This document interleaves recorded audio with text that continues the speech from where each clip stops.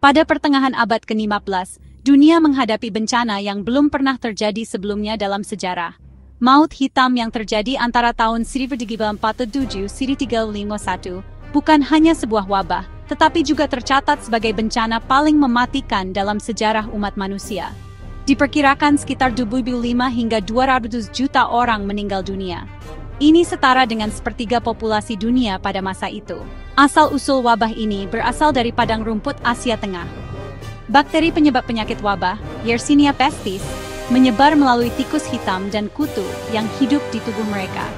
Daerah-daerah di mana jalur perdagangan bertemu menjadi jalan tol bagi tamu mematikan ini masuk ke Eropa dan Timur Tengah. Jalur sutra yang membentang dari Cina ke pantai Laut Hitam bukan hanya membawa sutra dan rempah, tetapi juga kematian. Pada musim gugur 1347, koloni dagang Genoa di Kaffa, sekarang Feodosia, di pantai Laut Hitam sedang dikepung. Tentara Mongol yang melakukan pengepungan menyadari adanya wabah di antara barisan mereka. Konon, mayat-mayat tentara yang meninggal dilemparkan ke dalam kota dengan ketapel. Peristiwa ini disebut sebagai salah satu contoh pertama perang biologis dalam sejarah. Kapal-kapal Genoa membawa muatan mematikan ini saat melarikan diri dari pengepungan. Dalam beberapa minggu, wabah mencapai kota-kota pelabuhan di Mediterania. Pada tahun 1348, wabah dengan cepat melanda pelabuhan Marseille, Barcelona, Genoa, dan Venesia. Kemudian menyebar ke Prancis, Spanyol, Italia, dan Afrika Utara. Pada 1349, penyakit ini mencapai Inggris, lalu Skandinavia pada 1350. Tidak ada sudut Eropa yang luput dari bencana ini. Wabah ini bukan hanya menyebar dengan cepat, tetapi juga meninggalkan manusia tanpa daya, dengan daya mematikannya. Dalam beberapa hari setelah terinfeksi, timbul demam tinggi, sakit kepala hebat, muntah, dan pembengkakan getah bening berwarna kehitaman.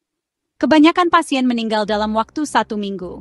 Bintik hitam ini menjadi alasan mengapa wabah ini dinamakan maut hitam. Dampak wabah tidak hanya pada bidang kesehatan, tetapi meresap ke seluruh lapisan masyarakat. Desa-desa ditinggalkan, ladang tidak ditanami, kota-kota menjadi sunyi. Jenazah begitu banyak sehingga bahkan penggali kubur pun tertular penyakit dan meninggal. Pemakaman massal pun tak terhindarkan. Tatanan ekonomi runtuh. Kekurangan tenaga kerja meningkatkan daya tawar para penyintas. Pemilik tanah kesulitan mencari pekerja, upah naik, dan fondasi sistem feodal mulai goyah. Kehidupan keagamaan juga sangat terpengaruh.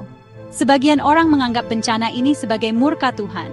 Kelompok-kelompok flagelant berkeliling dari kota ke kota, mencambuk diri mereka sendiri demi menebus dosa. Kedokteran abad pertengahan tidak mampu memahami penyebab wabah. Mikroba belum ditemukan. Para dokter percaya penyakit ini menyebar karena udara buruk, miasma, atau pengaruh astrologi.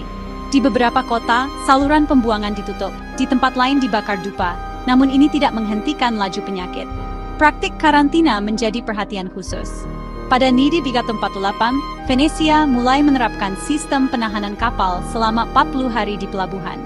Dalam bahasa Italia, periode ini disebut quaranta giorni, dan menjadi asal mula konsep karantina modern. Selama wabah, buku-buku kedokteran ditulis ulang, dan langkah-langkah kesehatan masyarakat pertama kali diterapkan secara sistematis. Namun pada saat itu, semua tindakan ini tidak bisa menandingi kecepatan kematian. Maut hitam meninggalkan warisan mendalam bagi dunia modern. Terutama, ia menunjukkan bahwa wabah tidak hanya berdimensi medis, tapi juga sosial, ekonomi, dan psikologis. Karantina, pelacakan kontak, serta koordinasi internasional yang kita lihat pada wabah global seperti COVID-19 saat ini, berakar dari pengalaman pahit abad ke-14 ini. Penelitian genetik menunjukkan maut hitam memberikan jejak permanen pada populasi Eropa. Variasi gen yang tahan penyakit wabah mungkin telah diwariskan selama beberapa generasi. Namun, kekebalan ini juga bisa menambah kerentanan terhadap penyakit lain. Selain itu, perubahan struktur sosial di Eropa pasca wabah, meluasnya hak-hak petani, serta pesatnya urbanisasi, merupakan perubahan penting yang meletakkan dasar bagi Eropa modern. Jadi, maut hitam tidak hanya membawa kehancuran, tetapi juga kelahiran kembali. Hari ini, berkat kemajuan ilmu pengetahuan, wabah dapat diobati dengan antibiotik. Namun, ini tidak berarti kita melupakan pelajaran dari maut hitam.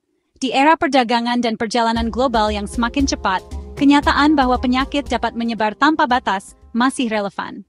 Maut hitam adalah salah satu ujian paling menyakitkan dalam sejarah umat manusia, bukan hanya abad ke-14.